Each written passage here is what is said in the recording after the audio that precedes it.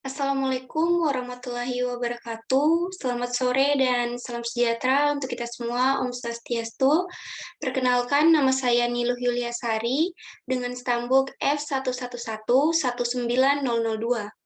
Pada kesempatan kali ini, saya akan menjelaskan tugas manajemen investasi dan properti mengenai daya ungkil atau leverage dan juga bunga efektif.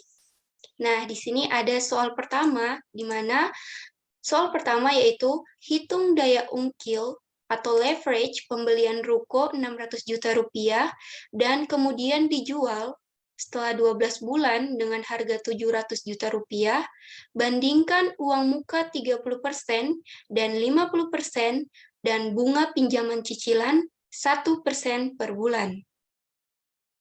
Diketahui dari soal yaitu pembelian ruko seharga 600 juta dijual setelah 12 bulan dengan harga 700 juta, kemudian uang muka 30% didapatkan 180 juta, didapatkan dari 30% dari 600 juta. Selanjutnya, untuk uang muka 50% didapatkan 300 juta, di mana didapatkan dari 50% dari 600 juta. Selanjutnya, yaitu uang muka pinjaman cicilan, yaitu didapatkan 6 juta, didapatkan dari 1% dari 600 juta. Selanjutnya untuk cicilannya itu didapatkan dari pembelian ruko dikurangi dengan uang muka pinjaman cicilan, maka didapatkan hasil 594 juta. Dengan penyelesaian, dengan harga jual setelah 12 bulan yaitu 700 juta, untuk keuntungan di mana harga jual setelah 12 bulan itu dikurangi dengan pembelian ruko, maka didapatkan keuntungan sebesar 100 juta. Selanjutnya, untuk kenaikan itu didapatkan dari keuntungan dibahagi dengan pembelian ruko.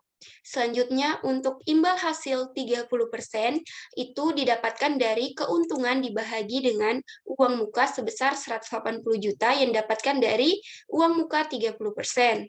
Selanjutnya untuk imbal hasil 50% itu dia keuntungan dibahagi dengan uang muka 300 juta yang didapatkan dari uang muka 50%.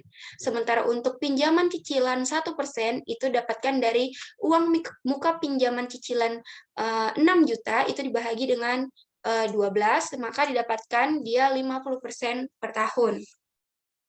Maka di sini dengan catatan, daya ungkil itu makin besar apabila uang muka makin kecil, kenaikan imbal hasil makin besar.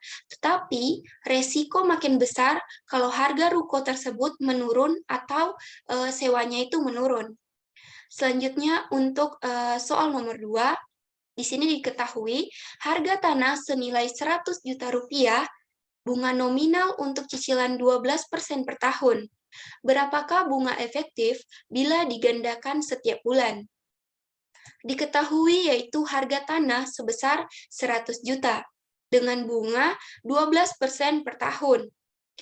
Uang muka yaitu 12 juta didapatkan dari 12% dikali dengan 100 juta. Kemudian untuk harga yang dicicil itu didapatkan dari pengurangan harga tanah sebesar 100 juta dikurangi dengan uang muka, maka didapatkan harga yang dicicil yaitu 88 juta. Selanjutnya untuk perhitungan bunga efektif bila digandakan untuk pembayaran per 1 bulan, per 3 bulan, per 6 bulan, dan per 12 bulan. Untuk perhitungan bunga efektif, kita menggunakan rumus yaitu 1 ditambah I dibahagi dengan M, pangkat M dikurangi dengan 1. Untuk nilai I di sini, yaitu bunganya sebesar 12% atau 0,12. Didapatkan hasil sebagai berikut, yaitu untuk per 1 bulan, yaitu 12,68% per tahun, untuk per 3 bulan didapatkan hasil 12,55% per tahun, untuk per 6 bulan didapatkan hasil 12,36% per tahun, dan untuk per 12 bulan didapatkan hasil 12,00% per tahun. Selanjutnya di sini kita menggunakan cicilan 5 tahun.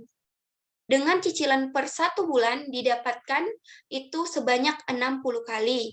Nah, jadi untuk 60 kali di sini itu didapatkan dari jika kita melakukan cicilan per 1 bulan, maka dalam 1 tahun itu kita melakukan cicilan sebanyak 12 kali.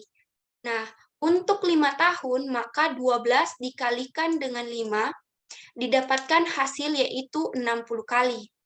Selanjutnya, begitu juga untuk cicilan per 3 bulan.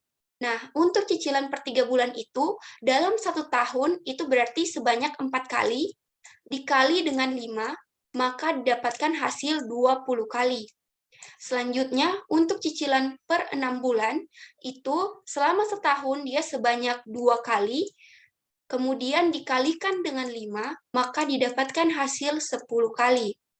Untuk cicilan per 12 bulan, itu berarti selama 1 tahun itu 1 kali, dikali dengan 5 tahun, maka didapatkan 5 kali.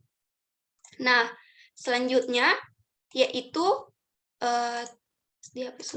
maka selanjutnya yaitu untuk menghitung pembayaran untuk cicilan berdasarkan pembayaran berkala bila digandakan setiap bulan.